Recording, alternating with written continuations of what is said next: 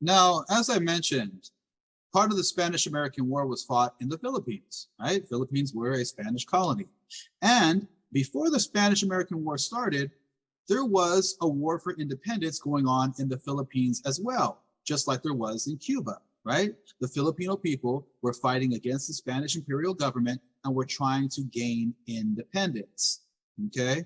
So when the Spanish-American War ended and Spain was defeated, the leader of the Filipino independence movement, Emilio Aguinaldo, as well as others, they thought to themselves, well, okay, this is great.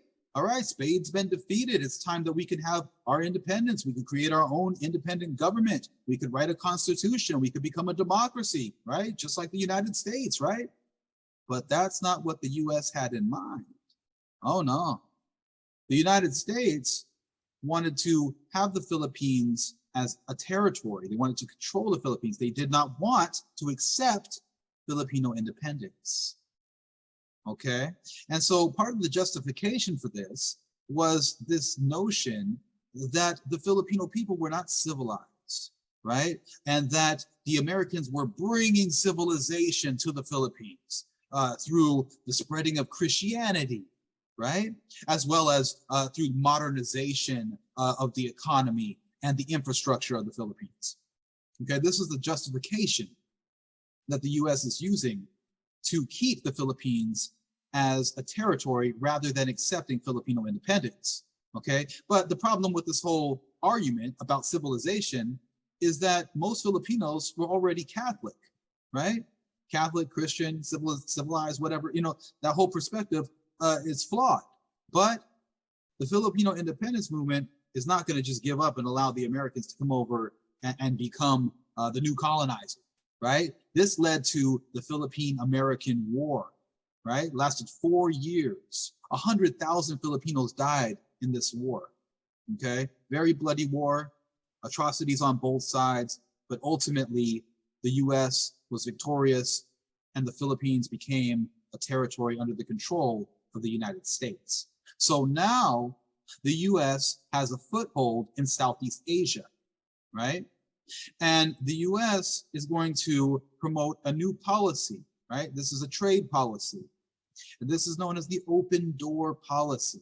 So the United States basically is saying in the open door policy that they want equal access to trade in China, okay? Now they have a territory now in Southeast Asia, and they want to be able to trade in China just like all of the other European powers at the time. Because remember I said that you have several other European countries who have spheres of influence within China, different regions, little regions within China where they dominate trade, okay? Like that's their area for trade. And the US also wants equal access to China. They want an open door to trade with China as they wish, equally, just like the European powers, okay? So more and more, the language of the United States is seemingly putting them on the same grounds as the other empires in the world. So is there an American empire now, right? I thought the US was a democracy, freedom, right? Where, you know, the people get to consent to the government who is governing them now, right? But that's not the case in these new territories. There's no government consent. The people have no say in who's governing them, right? Okay, let's talk about that a little bit more. So another one of the Spanish colonies that the US gained was Puerto Rico, right? And in 1900, Congress passed the Foraker Act. So the Foraker Act determined that Puerto Rico was not just a regular territory like, say, Utah or New Mexico, who had been a territory for a period of time and eventually became a state in the United States. No, no, no. Puerto Rico was not a regular territory. It was an insular territory, okay?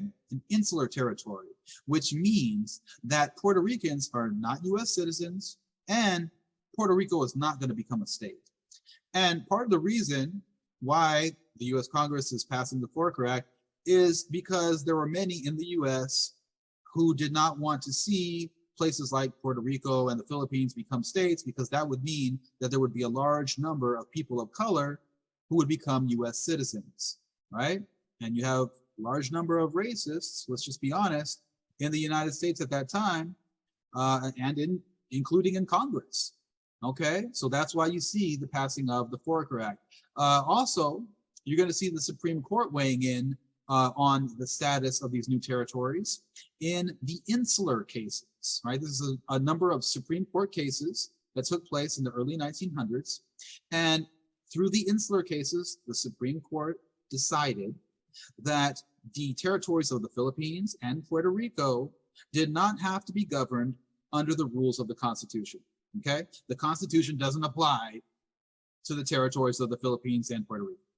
Okay, all the U.S. has to do is recognize the basic rights of the people who live there, but other than that, they don't have to follow the Constitution, right?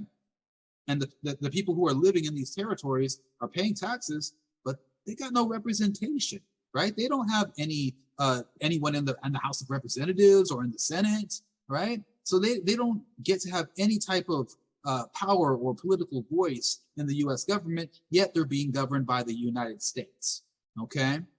And so this is leading towards this idea that the United States is actually an empire. And so you have a lot of talk about that, because before that, there was all this publicity about America and freedom and liberty, and America is about promoting democracy, right? That's what it's all about. The America is the shining beacon to the world of what democracy can be, right? The great experiment. But now, America has colonies, it seems, or territories. And the people living in these territories are not protected by the Constitution, right? So now we have to question, is America really a democracy, or is it an empire?